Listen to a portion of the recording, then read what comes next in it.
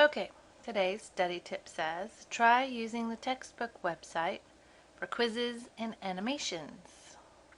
So I don't know if you know this, but the textbook has a website. Students can use it. It doesn't require a code or anything like that. Give it a try. The end of your chapter also has questions, and it would be helpful if you tried those too. I can help you. I can look at them if you want me to. And animations, you guys are pretty good at helping each other find interesting videos using our discussion board, so I think you got those. But trying the quizzes and stuff on the textbook website is a good idea. So many study tips. Are you trying them? You should try a new one every week because we have so many good ones. So today we do urinary system part 2, chapter 17. Last time we did the basics of what the kidneys do and talked about filtration and half of reabsorption. Today we finish reabsorption and we add secretion.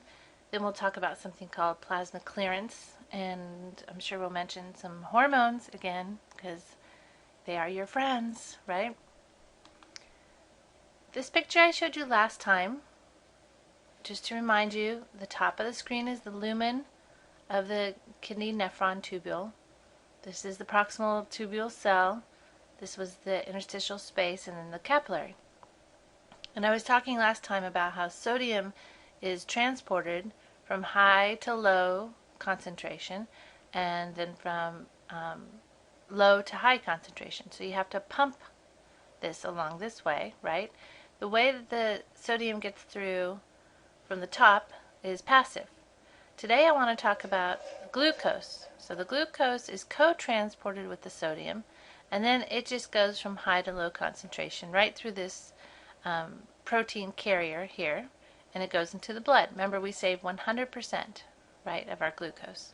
So the glucose coming across through this co-transporter, this is actually called secondary active transport. So I don't know if you remember this from one of the lectures, like 4 maybe, lecture 5. We talked about co-transport. So it is true that to get glucose across there is no ATP needed, but the ATP was needed down here at the sodium potassium pump, right? So we needed ATP for the sodium potassium pump to work right here, and so ATP was required. Looks like no ATP is required for this glucose to get across, but actually we call it secondary active transport because the pump is the one that helped that to happen. Okay? So reabsorption of glucose. It is co-transported into the tubule cell with sodium. There is no direct ATP needed, but still called secondary active transport. The transporters actually have a maximum of 375 milligrams of glucose per minute. Your glucose doesn't get higher than that. If it does, that would be because someone has uncontrolled diabetes, either type 1 or type 2. And when they have uncontrolled diabetes, glucose gets so high in their blood that they can't save it all. And so some of it gets put out in the urine, and that's one of our clues that someone has diabetes. Beyond the maximum, glucose is excreted in the urine. Yes, I just said that. Thank you. Next, potassium is actively reabsorbed in the proximal convoluted tubule. Okay, so I didn't show that in the picture.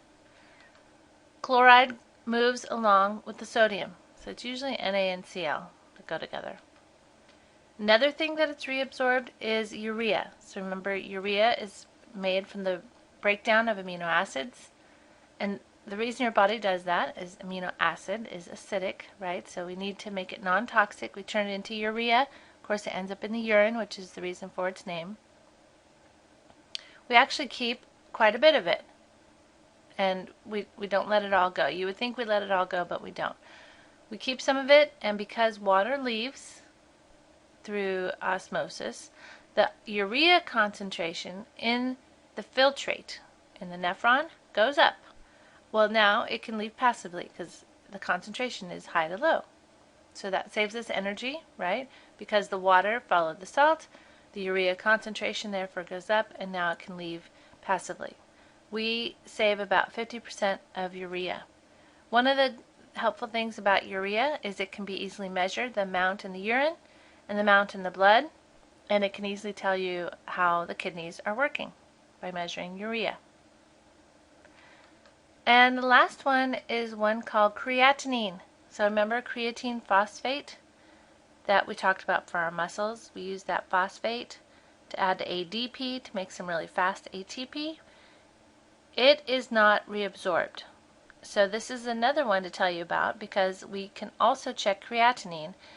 We can measure it in the blood, we can measure it in the urine, and we should be able to measure how the kidneys are working by using creatinine, which is naturally made by the body. By the way, these tests tell us one of the things we're looking for is not just the amount of creatinine, but from the amount that is there, we can calculate the glomerular filtration rate, which should be 125 milliliters per minute. And we can calculate how fast that creatinine is coming out of our urine, and if it's high or low, that can tell us how the kidneys are working. Okay? So that's the reason to tell you about urea and creatinine is for experiments to check kidney function. So here's a question for you. It says, in diabetes mellitus, patients present, have you heard that before? They show symptoms. Patients present with glucose in the urine and polyuria, which is frequent urination. In normal patients, no glucose is found in urine. Knowing that glucose is reabsorbed in the proximal convoluted tubule and that the loop of Henle functions via osmosis, why is the diabetic suffering from polyuria? So pause the show and then we'll talk about it.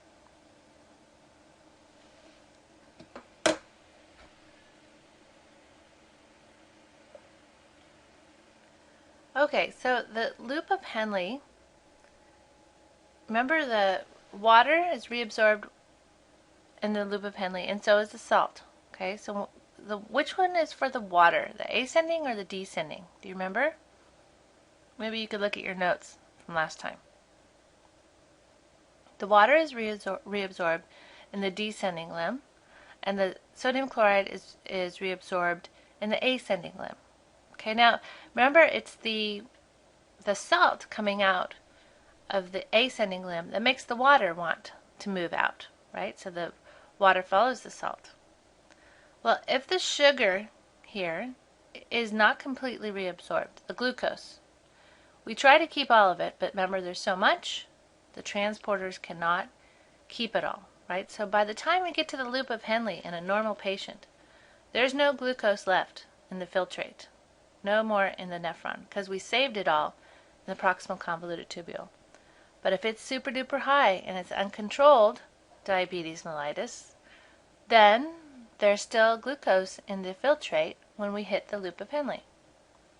Does the water want to leave the glucose? No, it doesn't. The glucose is attractive to the water. It's a solute, right? And the water wants to stay with it.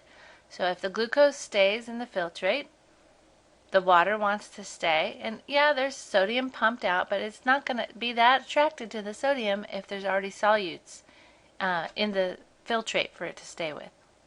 So then that continue through the loop of Henle, there's still glucose, there's still water, which normally would have both been reabsorbed. Then we get to the distal convoluted tubule, still water, still glucose. We go through the collecting duct and all the way out, and now this person has not only sugar in their blood, but they have in their urine, but they have a lot of urine. What was I going to say? My brother had diabetes mellitus type 1 at age 38. He lost weight. He was really thin. He was not feeling good. He delivered Pepsi. He worked for Pepsi, and he would work during the summer, and it was summer, and he was sweating, so he thought he was just really thirsty from being hot, right? And delivering, to the stores and carrying all that stuff and working really hard. And then he's frequently urinating, and then his vision got blurry. Do you know about this? This is one of the symptoms of uncontrolled diabetes. And he had no idea what was going on. He thought he needed glasses, and I saw him, and he looked like he was 50. He was so skinny and wrinkly, and I was like, what is going on? He said, I haven't been feeling very well.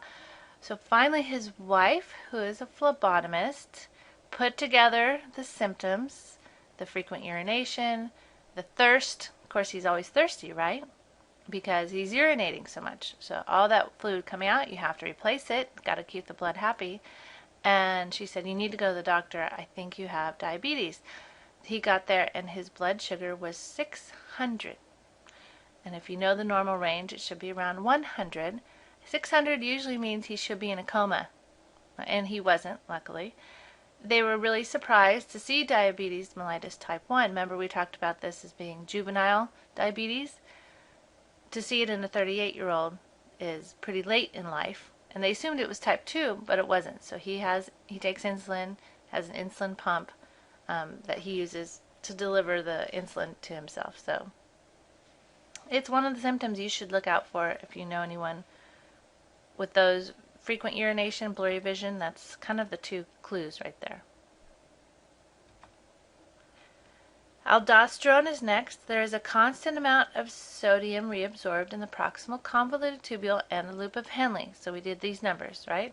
We said like 65%, 25%. There is extra reabsorption if aldosterone is released from the adrenal gland. This increases the permeability of the distal convoluted tubule to sodium, and the result is an increase in sodium reabsorption. So, aldosterone, we've talked about so many times. Now you know exactly where it's working. It's working at the distal convoluted tubule to allow more reabsorption of sodium. And then we did this before, right? Where there's salt, water follows, and then we talked about blood pressure and blood volume and all that stuff. The other one, remember, the one that works opposite of aldosterone is atrial natriuretic peptide. This is released if blood pressure is high. It decreases the permeability of the distal convoluted tubule to sodium. So remember, DCT is my version of abbreviating. You won't find that anyplace else. Distal convoluted tubule. And the result is a decreased sodium reabsorption. Perfect. So we have, good homeostasis with the aldosterone, and then the other side we have the atrial natriuretic peptide. And this encourages diuresis. So what's a diuretic? Diuresis makes urine volume go up. Yes, so that makes sense, right? Get the water out of the blood since the blood pressure is high and put it into the bladder where it can leave the body. It's a great working system. Fun fact, during a lifetime, human kidneys filter over 1 million gallons of blood. That is a lot. That's a lot. 1 million gallons. Okay, let's do some more anatomy here. We have the glomerulus, the glomerular capsule. As the loop of Henle comes up to the distal convoluted tubule, we find this point here where the afferent meets the efferent arteriole, and that's called the juxtaglomerular apparatus. Do you remember this from anatomy? Juxta means nearby. Glomerular means glomerulus, so it's near the glomerulus. It's called the juxtaglomerular apparatus. And what I need you to remember about this part is the macula densa cells from the distal convoluted tubule, or it could be, people can never decide, is it the distal convoluted tubule or the thick ascending limb of the loop of Henle? It doesn't matter for us, okay? What we need to remember is there are these specialized cells here in the nephron called the macula densa cells. And there are specialized cells here called the granular cells. Both of those and this region here make up the juxtaglomerular apparatus. And what we're doing is we are measuring, not we, but these cells are measuring the pressure of the afferent and the efferent arteriole, so that keeping the blood happy, okay? Measuring the pressure here and then releasing hormones from these cells in order to change blood pressure. Okay, so let's go through the steps of how this works. This is called the renin-angiotensin mechanism. I call it renin, some people say renin, whatever you like. Renin and renal, so that's how I remember. So angiotensinogen. Remember the ogens, like pepsinogen, zymogens? These are all inactive versions of peptides or proteins. So this is angiotensinogen is made in the liver. And when renin comes into contact with it, the renin comes from the granular cells that we just saw in the previous picture. It converts it into angiotensin 1. Angiotensin 1. So we go from angiotensinogen floating around in your blood. It sees the renin, which was released from the granular cells, and angiotensin 1 is made.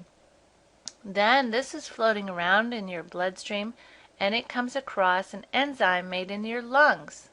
It's like everyone has a part in this. The liver, the lungs, the kidney, the blood supply. Angiotensin converting enzyme is called ACE. And it is released from your lungs. Okay, don't ask me the connection. I don't know why the lungs do this, but everyone's involved in it.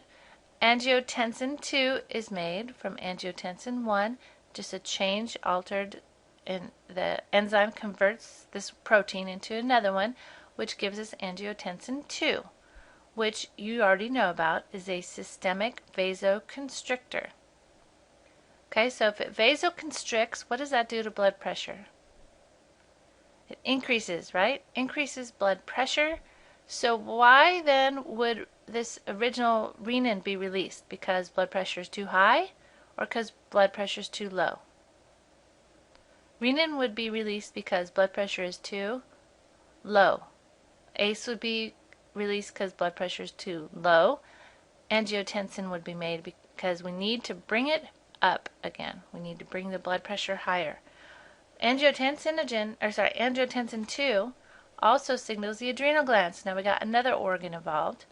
This signals the adrenal gland to release aldosterone, which increases sodium reabsorption. Perfect. We have double whammy. We have angiotensin 2 to tell the blood vessels to constrict, and we have aldosterone to increase sodium reabsorption. And where there is salt, water follows, so the blood pressure goes up. Okay? Write all those down? Yes, you have to memorize all these steps. Okay?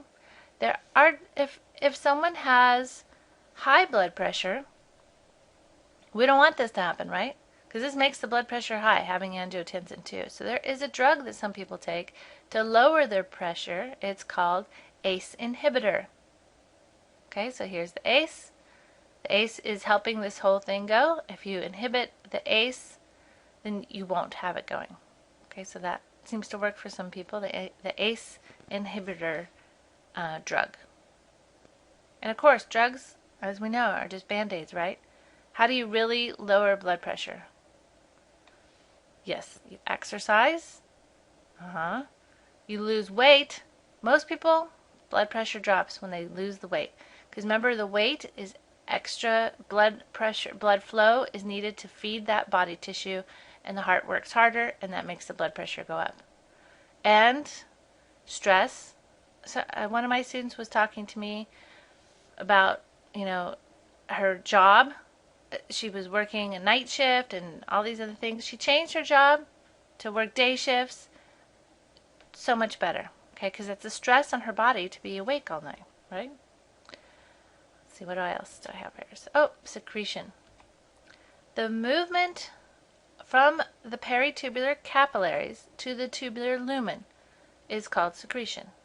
Okay, so this is what I call dumping. Okay, so at the end, when you get to the end, you get to choose. Is there anything else we want to add?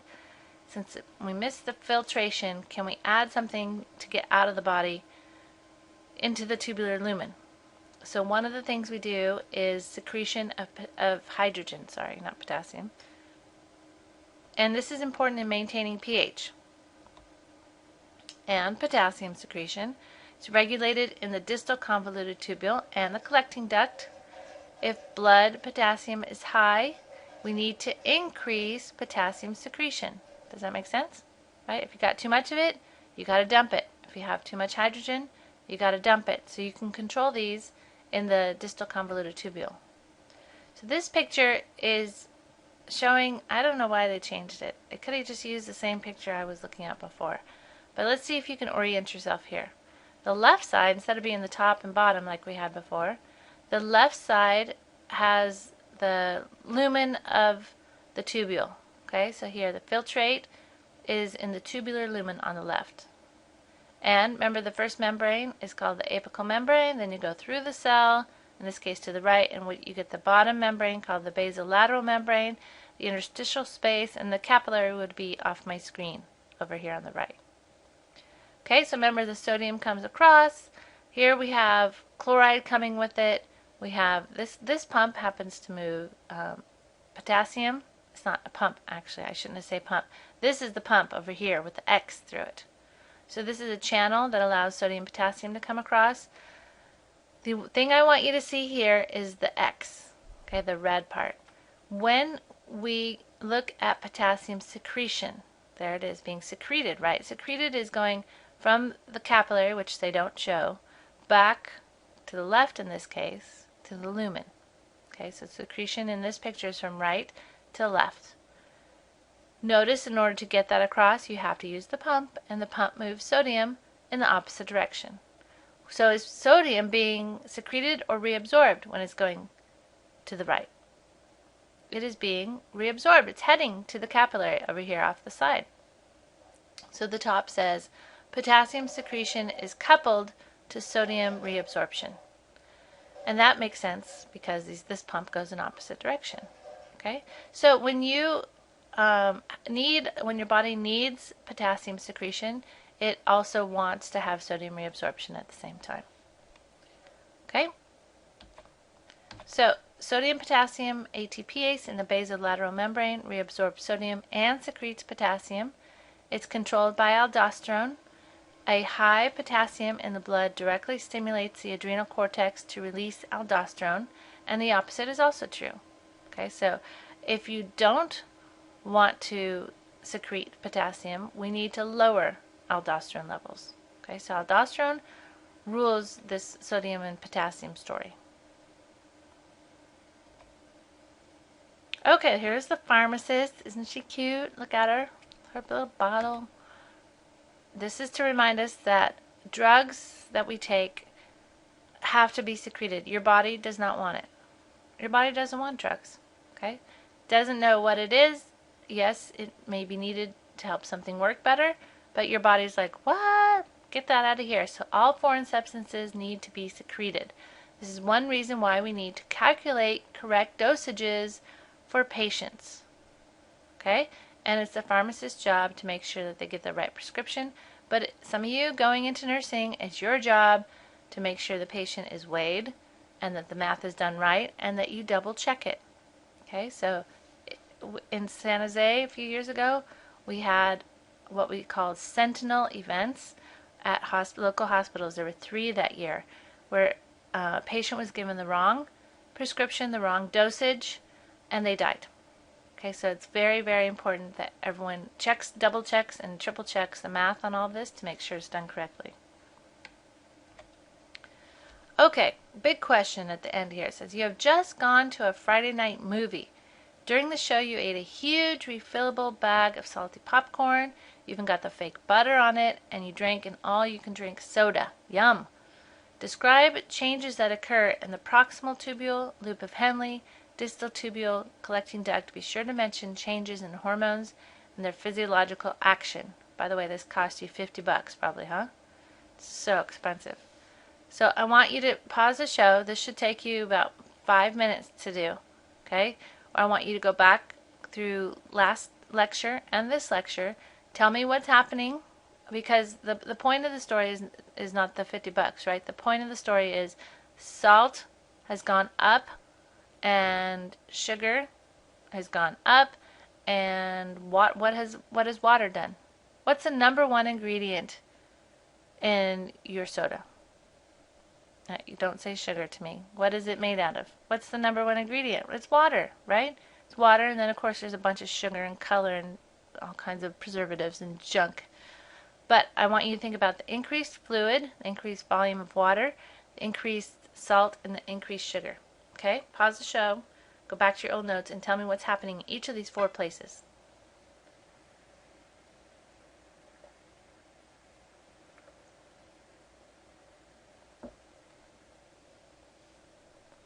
Okay, so let's go through each one of these. consumption of salt and water. Now the sugar is part of the story, but it doesn't really change, right? No matter how much sugar you eat, you save it. So there's, donuts and you eat 20 of them, doesn't matter. Your body saves all that sugar and it just stores it as fat. So in the proximal convoluted tubule from last time, you can see that we had 65% of the sodium reabsorbed. This number is not changeable. We don't change it. Water follows the salt. That doesn't really change either. 100% of your glucose, that doesn't change. So the proximal convoluted tubule, these are just given numbers and you have to memorize them. They're not anything that you can change after that movie. How about the loop of Henle? In the descending limb, we reabsorb what? Water. And the water is reabsorbed because the ascending limb reabsorbs what? It reabsorbs by pumping the sodium, right? Reabsorbs sodium, 25%. These numbers you can't change either. And we're going to assume that you do not have uncontrolled diabetes, so those numbers don't change. So remember, they did kind of change when we did that last question. Then we get to the, what's next after the proximal is the distal convoluted tubule. 10% of sodium is reabsorbed in the distal convoluted tubule. You can change this one. So you can decrease aldosterone to inhibit the reabsorption, right? Because we don't need to keep all of the sodium. We have so much in our popcorn and in the soda. There's a lot of salt. The atrial natriuretic factor levels would increase. Okay, remember those two go opposite of each other, right? Aldosterone and A and F are like insulin and glucagon. So if you decrease aldosterone, you would be increasing atrial natriuretic factor to secrete more sodium. And then the collecting duct. This is where we get to change the water. Do we want to save more water or dump the water? We just drank the soda, right? So we need to let more water go. So we're going to decrease ADH to decrease the water reabsorption. Perfect. So you get to use hormones to change all these numbers. Okay? Any questions?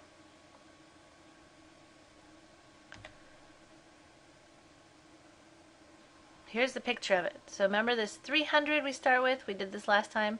300 goes up, 800, 1200, 14. You don't get to change it. Don't get to change it. You get 100 at the end.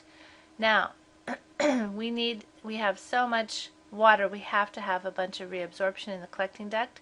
And we also have to, this does not show sodium reabsorption. This just shows the water reabsorption. But we would not be reabsorbing the water, and so that the concentration coming out would be closer to 300 or 100, right? This is showing 1400. We would not be having that. And in fact, the bummer about all this is when you go to the movies and you get all that to drink and you get all that popcorn, halfway through the movie, you gotta leave, right? You gotta go to the bathroom. My dad is very hard of hearing, and so when he goes to the movies, he gets this special headset that lets him hear the movie right next to his ears. And so he always orders this stuff, this junk, and then halfway through the movie he leaves. And he gets to listen to the whole thing when he goes to the bathroom because he's got the headsets on that allow him to hear the movie while he's gone. So now my mom's been like, George, his name is George, give me the headsets. I want to listen to the show while I leave. So now she takes the headsets when she goes to the bathroom. There you go. Have yourself some soda. It'll be great. Getting old. Plasma clearance. 125 milliliters of plasma is filtered per minute. That's called the GFR. You know that. 124 milliliters of that plasma is reabsorbed. So you knew that too, right? We reabsorb most of it. We only urinate 1.5 liters a day. So let's talk about the word clearance. This is the volume of plasma completely cleared of a substance. Okay, to cleared means to be cleaned. It tells us how much plasma is cleaned and helps evaluate kidney function. So we can measure clearance. Each substance has a different clearance. So if the clearance is equal to the GFR, that means the clearance is 125 milliliters per minute. Okay, so That means that the substance is filtered. Okay, so it's small. It's filtered. We don't reabsorb it. So as we go through the proximal convoluted tubule or the distal convoluted tubule or the collecting duct, whatever, we don't touch it. It's not reabsorbed. And there's no chance to secrete it at the end for the capillaries to dump it. That doesn't happen. Okay, so this is going to be an example of like the creatinine that I told you about. And another one is called inulin. So this is the third one I'm telling you about. Inulin. It's not the word insulin. This is a plant carbohydrate that is injected into the blood if a person is coming in to have their kidneys evaluated. Okay? We put it in. The body doesn't digest it, right, because it goes right into the bloodstream. It's filtered, and it comes right out into the urine. So it's used to measure the GFR. So we have urea, we have creatinine, and then we have this one called inulin. Not the same as insulin, okay? There's the creatinine I was telling you about from the breakdown of creatine phosphate. It's used to measure the GFR as well. I think the inulin is more accurate. But the creatinine is one that I could do in class with you. It's pretty easy to do. Plasma clearance is less than GFR. This means that the substance is filtered, but then it's reabsorbed. Okay, so it was 125, but now we keep it. We don't add to it. An example is urea from nitrogen waste. We could measure this in lab too. I don't know if we're going to do this. I can't remember. I don't think we're going to do this one this semester. We will measure it. We could measure it in lab. How about that? Urea clearance is 75 milliliters per minute. Okay, 75 milliliters per minute is less than 125. Okay, so that's how you know. Glucose, it's so much less than the GFR that it's 0. Okay, so remember, it is filtered, but we reabsorb 100%. So the amount of plasma that is cleaned is 0 because we keep all of it.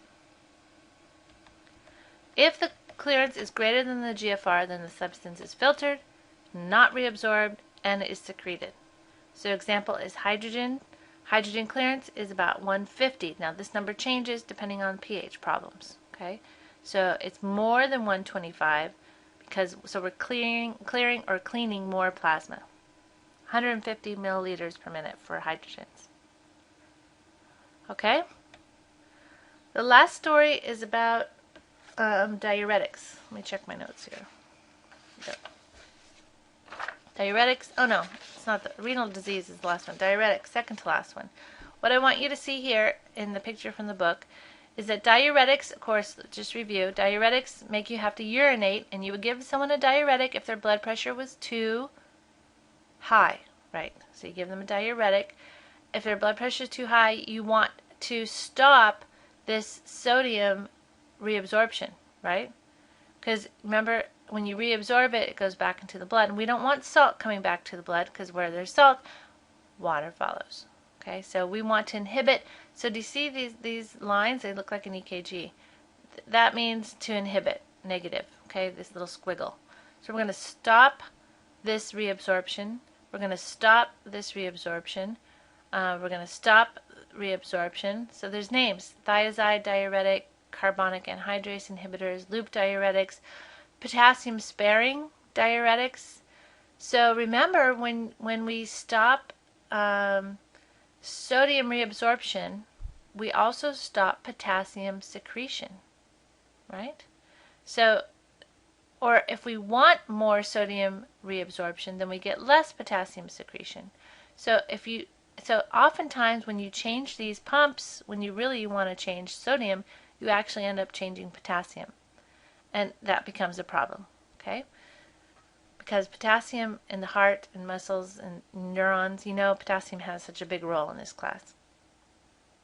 So the diuretic usually stops the sodium from being reabsorbed. So the sodium will come out into the urine, and when the sodium comes out, the water will follow it, and that will help. Diuretics help.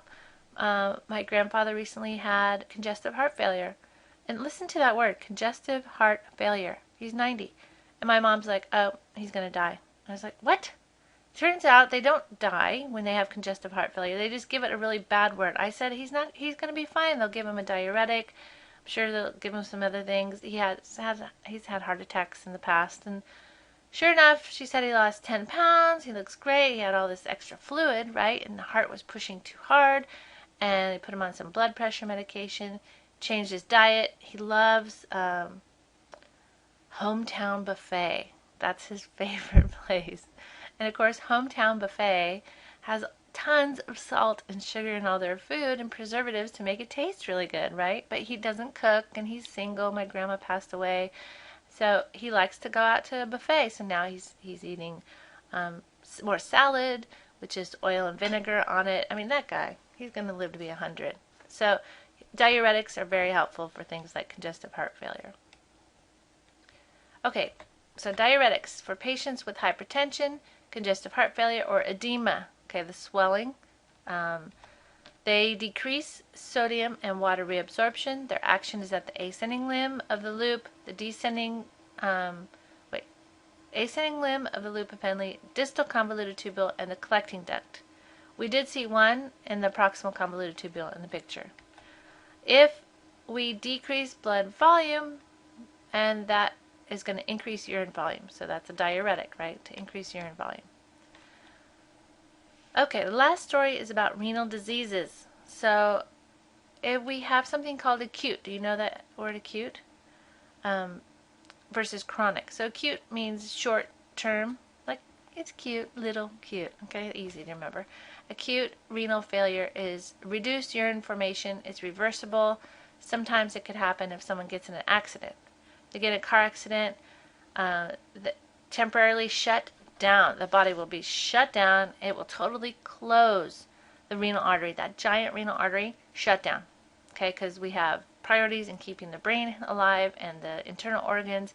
We're not interested in filtering blood right now. Okay, we're just trying to stay alive. And so someone in the hospital would, if they had acute renal failure, there's someone who would come around and do dialysis, okay, to clean their blood for them until their kidneys start working again. So that's reversible. Chronic renal failure is slow progressive loss of kidney function. Chronic means long lasting, right? If you have chronic illnesses, that means it keeps going on and on. 75% of destruction of the kidneys can happen before someone would even notice this. Can you believe that? 75%. And as you get older, the nephrons do stop working. Not something that we would really notice probably, though. We'll get to the end of our life still making urine. In fact, it's a problem like I talked before, right? Needing to wear the Depends, right? So urine is still being made until about 75% destruction. Then end-stage renal failure is when 90% of the kidney function is lost. So I'm sure some of you probably know people, diabetics often have kidney failure because of that increased sugar that they have, that increased inflammation that they have causes that to happen. End-stage renal failure requires dialysis and kidney transplant. So I had a student, she did dialysis. That was her job when she took my class at Valley Medical Center. And she invited me to come see the dialysis unit. And I went. I don't like blood. It kind of freaks me out. So it was pretty crazy to go there and see like 12 chairs set up, you know, like the dentist chair, you know, where you sit back, relax. And then they have people sitting there with their arms out, these tubes coming out of their arms.